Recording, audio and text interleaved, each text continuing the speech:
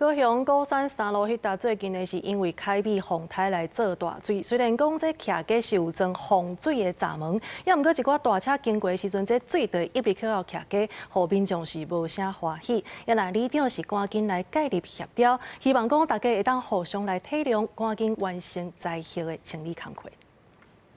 消防车经过淹水所在，水就亲像海泡影共款。高雄高山三路在开灭洪台期间，大淹水深度上悬到现坎。虽然真济徛家有做防水门，毋过拄到消防车、清洁车真紧通过，积水就向两边徛家淹过，甚至一流一位徛家。那个消防车又重又大，对不对？嗯。水就这样撞过去。 开过去的时候，这里的人都骂了。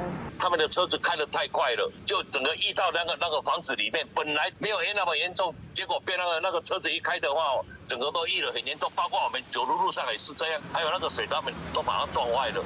有受灾户真生气，向当地里长怨叹，甚至传出有民众想要向消防队求偿，不过有人看法无同。 开再慢还是会有浪冲进来的，对，我觉得这个是要谅解吧。受到灾害通报，不管好天雨天，消防车第一时间出动救灾，真侪人拢用体谅消防员救灾辛苦，里长也赶紧到三港协调。消防队有去甲解释人因的安尼当谅解消防队他们救灾的问题。本次台风鼓山区为重灾区，为抢救市民安全，消防人员及车辆都通过充满危险的路段频繁，难免多次行经积淹水路段。